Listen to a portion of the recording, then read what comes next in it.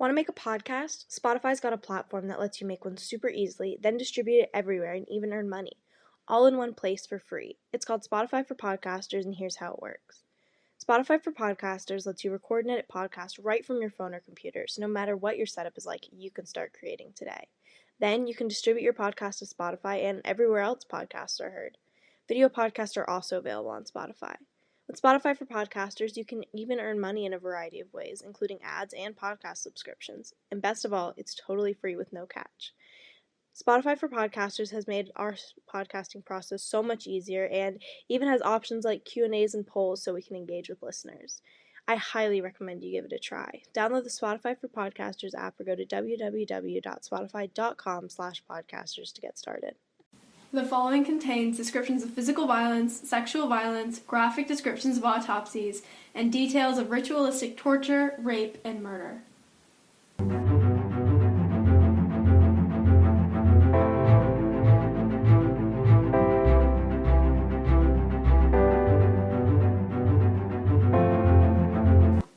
Hey listeners, welcome to episode 47 of Teen Girls Investigate Crime podcast. I'm Jillian. And I'm Izzy. Okay, before we get started, this is a little anecdote I'm adding in this morning. It's not morning, it's afternoon. It's afternoon. But you guys could be listening literally anytime, so. Like, this could be 4 years from now that you're listening to this. Okay, I'm adding this in for fun right now.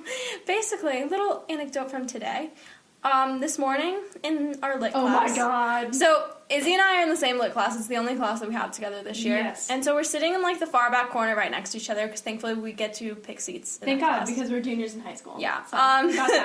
So our latest homework assignment over the weekend was that we needed to listen to a podcast from This American Life. And so we listened and had to answer some questions or whatever. So we were just kind of discussing it today. And my teacher really likes this podcast. And so she was just kind of wanting, like, impressions from it. She was like, did you guys like their style? Blah, blah, blah. Like, stuff like that. Not even relating to the topic. Yeah. And so this one girl raises her hand. I'm not going to name names, obviously, because I don't want a defamation lawsuit. But she looks right at Izzy and I, and she goes, I really liked this podcast. I like the way they told the story. You know, I think it's those true crime podcasts. They're really harsh on the ears. They tend to really over-dramatize things. They're just really harsh on my ears. It's just like, oh my god. Looking right at us. I had people come up to me after, and they're like, oh, that was so targeted. No, it was just like, everyone was looking at us at that moment, and she was looking at us saying that, literally staring into my soul. I know, it was disturbing. And my teacher obviously doesn't know any of this, and so she's just kind of nodding along. She's like, yeah, I understand that. No, but literally, like, oh my god. Really woke me up this morning. Really woke me up. But you know what? Thank you so much for the listen. Yeah. I'm glad to know that you listen to our podcast. So, you know, true crime's not the thing for everyone. A lot of people can't take it. Yeah, so I'm sorry that you're weak, motherfucker. All right. Anyways. I'd like to apologize to any of our listeners if you think that we are harsh on your ears. And I mean, that little screaming part, I need to go off on that a little bit. But we really hope that we're not too harsh on your ears. I know we're not ASMR or something, but no, we're not ASMR artists, but we do pride ourselves on the amount of research and passion that we have for the true crime realm. Okay, we're gonna get started now because I really need to get that off my chest. Yeah. All right. Today we will be covering the murder of Elyse Pollard, which is super dark and disturbing, so it may be a little harsh on your ears. I'm just gonna use that phrase from now on. A lot of the cases we've done so far this year have been very serious. Actually, I don't know if you guys caught it. We had to change our trigger warning again. Yeah, we did. Just a little bit. Because this is actually such a disturbing case that someone decided to make a movie about it. And it's a very popular movie. A very popular movie. So, for anyone who doesn't know already, the murder of Elyse Pollard actually inspired the movie Jennifer's Body. And for those of you who don't know, again, I will do a little summary of Jennifer's Body, which I recently watched. I convinced her to watch it. Yeah, she did. It wasn't really you though. It was Megan Fox. Yeah. Okay. She can convince anyone. Jennifer's Body is a 2009 movie starring Megan Fox and Amanda Seyfried that follows the story of a girl who was attempted to be sacrificed to Satan, but it didn't work because she became a man-eater. Because basically the actual kind. Yeah, she wasn't a virgin, so when they sacrificed her, it didn't work. And so she became, a succubus demon kind of girl, and she started snacking on high school boys and stuff. Mm-hmm. And so the murder of Elyse Pollard is just like that, except for she didn't survive and, like, didn't become a succubus. And it was a much sadder story, truly. Really much sadder. We're going to have a little debrief at the end about that. Yeah. But for now, I'd like to recommend everyone go watch Jennifer's Body, because even though I was a little scared, it's a good movie all around. It's a good movie. I mean, the performance by the actors in it it's something else. Anyways. All right, so let's get started with some background. Elyse Marie Pollard was born on April 24th, 1980 in San Luis Obispo, California, which is located on the Central Coast region of California. She grew up here with her family, and in the summer of 1995, which was just before she was killed, she was going to her sophomore year at Arroyo Grande High School.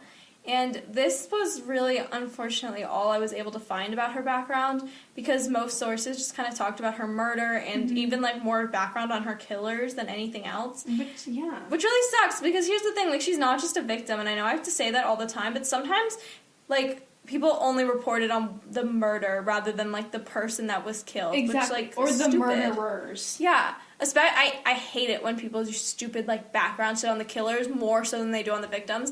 Like, as much as it's important to talk about how, like, killers end up that way, especially, like, serial killers, like, talk about the victim a little bit. Like, I want to know what their life was like. Like, just because they were killed doesn't make them just, like, something people can talk about. Like, exactly. Like, the whole thing that makes so many crime stories so impactful, and specifically episodes of podcasts where you're like, wow, that was really interesting, like, I'm glad I now know about that, especially if there's not a lot of, like, coverage on them, is when you know about the victim. And when that's not publicized, it really, it dehumanizes Yeah, it's them. Dehumanizing. That's what I was going to say. Like, I kind of hate it, because I feel like I don't get to know anything about her, and, like, I guess it's also, sometimes it's interesting when you can sort of identify with victims, when it's like, you know that something can happen to you. Yeah. And that can only happen more when we have more background, and unfortunately we just don't in this case. But yeah. I think a lot of us can identify with her because we're all, I know based on our analytics, a large population of our listeners are teenage girls. Yeah, so just important to point out. So if this is like, you know, this is unfortunately all the background I was able to find, but... And the timeline is also very limited for this case. Because it all takes place today. Very gruesome murder. Yeah. So on July 22nd of 1995, in the early evening hours, 15-year-old Elyse Palmer was actually asked by three boys named Jacob Delaschmutt. That sounds like a terrible name. Like, horrible last name. Dude was bound to be a killer. Yeah. Delaschmutt. Okay, anyways. Royce Casey and Joseph Fiorella to come hang out with them and quote-unquote party in a nearby eucalyptus grove. Is he gonna go party with me in a nearby eucalyptus grove? What? That's anyways. And apparently they had hung out in a group setting before, not too long before this, and it's only briefly mentioned, but I'll mention that after this. So they invited her to come and smoke some marijuana with them, and that it would just be kind of casual, just like a hangout in this eucalyptus grove. I'm sorry. It's like, they're just going to hang out in a eucalyptus grove? Yeah, I don't know. Apparently it was like the cool spot for all the high schoolers. Gotcha. So she Are they koalas? I'm sorry. Jesus. Like, that's where koalas hang out, right? Yeah. Okay, cool. So she agreed to come with them, and this was sadly the last time that she would ever leave her house or be seen by her parents alive. So the teenage boys were actually between the ages of 16 and 18 at the time of the murder, and they were members of the band Hatred.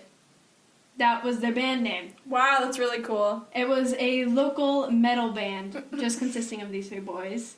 Three teenage boys. Hatred. Hatred, yeah. So Elyse knew the boys because of their band, as well as the fact that they were all in like similar social spheres. They're all around the same age. I'm assuming they all went to the same high school or similar high schools.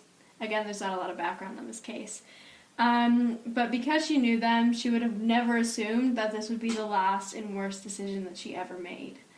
So the boys had actually been plotting her murder for months at this point, and I mean months. Like I said earlier, they had actually taken her out not too long before this into the woods, and one of the boys acted like he fell into a ditch and then started screaming for help. And she went to go help, and the other boys started screaming, "Do it! Do it! Do it!" And then they didn't end up killing her at that point, and she decided to go back and hang out with them in another group setting. Which it's just unfortunate. It's just, like, sad that, like, Yeah. it could have been avoided. But obviously, like, teenage boys, it's, yeah. She couldn't have known. She couldn't have known. There's no way she could have known. And she trusted them. I mean, she knew them as friends. Yeah, they were friends. So as soon as they actually arrived at the eucalyptus grove, they started attacking Elyse. So Della Schmutt was actually the first to attack. He removed his belt and wrapped it around Elise's throat in order to hold her down. Oh my god. Yeah. Also, if anyone would want to, like, skip ahead a little bit right now, this is going to be pretty gruesome. It's going to be really gruesome. And then Casey then held Elyse down onto the ground while Fiorella pulled out a hunting knife and proceeded to stab her in the neck. And during this time, Elyse was crying and screaming for help, and the boys said later that she was screaming for her mother and for help from her, but the boys just kept attacking her. Oh my god. And it was actually later revealed by autopsy that she had been stabbed a total of 12 times, and every single one of them was non-fatal, meaning that Elyse slowly and painfully bled out following her attack. That is just, like, so gruesome. It's so gruesome. And it's just... Yeah. Whew. 12 times. That's, like, a lot. Yeah, seriously. And the fact that they've been playing this, it's just so, like, violent. It's so violent, and it's so, like, anger-driven. Yeah. So, I'm about to talk about rape and sexual assault for a second. So, feel free to skip ahead if you do not want to hear about this, because it is very graphic. So, after the boys determined that she had died, and we don't know for sure if she was dead at this point, they started taking turns violently raping her corpse, and actually they continued to return to her corpse in the woods for the next 8 months. Oh my god. Yeah. Very violent, it's just so sad. I can't. It's violent, it's sad, like, wow, I can't. It's horrible, and the fact that she was reported missing by her parents, and I just wish we knew more about this investigation. It was 8 months. She wasn't that far from home. Yeah. Like, this is why I feel like we need more background on her to know about more of the circumstances surrounding this and why she wasn't... Like, she was missing for 8 months. What was happening during those 8 months that no one noticed? Exactly. She was close to... Like, she was at a usual hangout spot for all the high schoolers. Like, how... These are okay, not to be, like, that person, but, like, these are places where police usually look for bodies. Yeah. How was she not found sooner? It's just so... It's awful. And awful, yeah. And, like, we don't know anything about the investigation prior to when she was found. Yeah. So, I'm going to talk a little bit about how everything was finally put together by the police. So, the case had basically gone cold. Like, yeah. Cops weren't really looking into it anymore. They were just kind of like, I guess we'll find something when we find something. Mm-hmm. But 8 months following the crime, 17-year-old Royce Casey actually confessed to her murder after claiming that he had found God. And in his confession, he had also implicated Jacob Della Schmutt and Joseph Fiorella as the other two killers. And as I said earlier, or Izzy said earlier, the boys were on this rock band called Hatred together. And so through Royce's confession, investigators learned that they had plotted to kill Elyse in order to make their rock band successful. They claimed that their craziness would make them play harder. And they specifically planned to kill Elyse because Joseph Fiorella was obsessed with her. Oh my god. And further, he actually claimed that because she was blonde, had blue eyes, and to their knowledge was a virgin, Satan would be most pleased with her sacrifice. That's just so disgusting. I can't believe people fall into this shit. So, for the killing plot, they're actually following the satanic ritual of sacrificing a virgin for Satan. Oh my god. And they did this because they thought it would make their metal band Hatred, like, get a record deal. I have no words. Like, they took another person's life, an innocent person's life. Like, gruesomely. Gruesomely. I mean, they choked her and they stabbed her, and then they proceeded to rape her for, like, months. It wasn't like they just killed her, which is still horrible. They continuously inflicted torture on her. Torture and rape even after she had passed away. Yeah, it's awful. Thankfully, all of the boys pled guilty and are currently serving life sentences, so at least they're, like, paying... Well, they can't even pay for what they did. No, there's no way. They're doing what the law determined that they're paying deserved. for what they did. Yeah. I can't believe they decided to, like... I really can't follow that train of thought. I really can't. No. I can't at all. There's nothing that would substantiate killing another innocent life. No. And, like, who even cares about innocent? And what justifies killing somebody under exactly in these circumstances? And she was their friend. Yeah. Ugh. It's almost like when those two girls killed their friend. Like, what was that case we covered? Slenderman. Like, it's like that. Yeah. It's disturbing. It's really disturbing. Like, the influence that had on them. It's just crazy. I'm actually going to talk about a lawsuit to wrap up the criminal part of this case. So, during their trial, the killers actually discussed how they idolized the band Slayer. And Elyse's parents actually thought that their music, like, propagated ideas of torture, rape, and murder. And they actually decided to sue the band Slayer, specifically for their songs Postmortem and Dead Skin Mask, because they claimed they gave instructions on how to rape, torture, and murder minors. And they actually ended up losing the lawsuit because lyrics are protected under the First Amendment. But honestly, like, so many things could have inspired them. I don't think it's the band's fault, even if they had, like, very distasteful and kind of not, like, very distasteful lyrics. Yeah, overall. like, they could have had terrible... I've never listened to these songs, so I don't really know. But, like... I don't know. That's not... They have, like, Satan books. I'm sure those are giving a lot more graphic descriptions on how to do all this shit. And it's not even just that. It's, like, movies, shows. Like, there's so many other things other than music. You can't sue, like, all of media. Exactly. And it's, like, you don't know where they got this idea from. Yeah. Per se. Like, it's not like Slayer was like, oh, yeah, you know, we sacrificed a virgin and it worked out for us. You should try it, too. No, it was, like, it was just ideas in their songs, which were very gruesome. Yeah. And, yeah. So it kind of makes sense they lost the lawsuit. I feel really bad for her parents, obviously, but that's just, it was not going to work out. It was not going to work out, and I feel like all of the boys responsible for her death are now in prison for the rest of their lives. So. Yeah, so at least there's some form of justice. Exactly. So yeah, that was a really short, brief thing, but we're going to talk a little bit about Jennifer's body. Yeah, we wanted to kind of have a discussion about it, because Izzy was bringing up some interesting... We've already kind of discussed a little bit because we were wanting to talk about it, but we're going to talk about it again. So, yeah, so we wanted to kind of talk about some ethical concerns that we had about, like, making a movie based on this, and just general comparisons to the movie. So maybe we should start with some general comparisons. Yeah. So in the movie, I think it was different because... not Megan. Megan. No, what was her name in the movie? Jennifer. The movie's named after. Oh my god. Jennifer. I don't know what it is, but when I don't have, like, something in front of me with, like... So the way we do our podcast, right, is we have, like, bullets. We don't have a script. We don't believe in scripts. I feel like that kind of takes away from the whole true crime podcast element. Izzy's really angry about scripts in general. I really, scripts just don't... Maybe that's why we're harsh.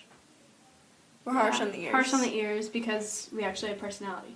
Anyways, we, like, in the movie, Jennifer doesn't know the people who killed her. Or attempted to kill her. Yeah, basically what happened was they were at this, like, concert for the rock band, her and her friend, and after there's, like, this fire, which honestly, I don't know if the fire was necessary in the whole thing. It was like a catalyst for the whole movie, but, like, also very strange. Basically, after the fire, they all escaped. Well, the friend, Jennifer, and the band all escaped. And Jennifer, like, got in their van and went with them because she was, like, in shock. Yeah. And then they attempted to sacrifice her.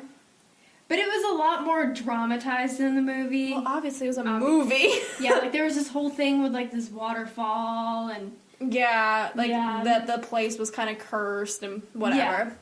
But basically, they tried to sacrifice her, and they thought she was dead, but then she kind of, like, survived and became, like, this, like, demon.